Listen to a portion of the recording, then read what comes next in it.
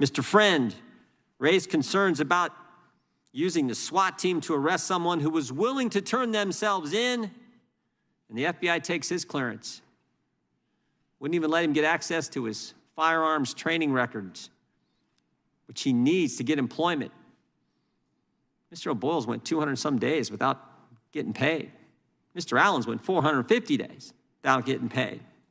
This is the kind of retaliation they have faced for coming forward and telling us the truth. For Mr. Allen, he lost his clearance for simply doing his job, compiling case-related research, using open-source material, news, and articles, and passing them on to the people working the case. And they didn't like some of the material he passed on. 450 days without pay. And the retaliation isn't limited to the FBI.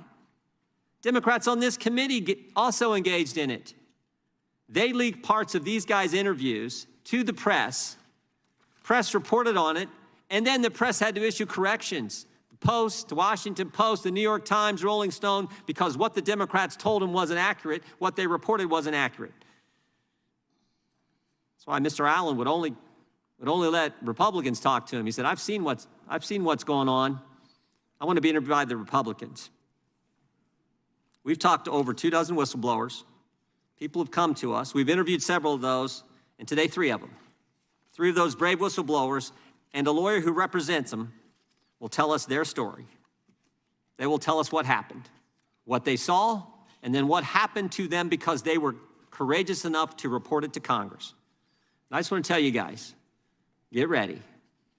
Get ready, because these guys are going to come after you. You know they are. Last hearing we had 2 journalists, Democrats, 2 Democrat journalists sat right where you guys did, and these guys tried to get them to divulge their sources. Someone needs to tell them how the First Amendment works. And while Mr. Taibbi, one of those award-winning journalists sitting right where you're sitting, was testifying, guess what else was happening? The IRS was knocking on his door. So get ready. But I know you're up to the task because you came forward in the first place. Thank you for your commitment to the Constitution, the First Amendment, the rule of law, and for your willingness to come forward and tell Congress what you've seen, what you've witnessed. Thank you for doing that. Mr. Levitt, thank you for representing him. We appreciate that.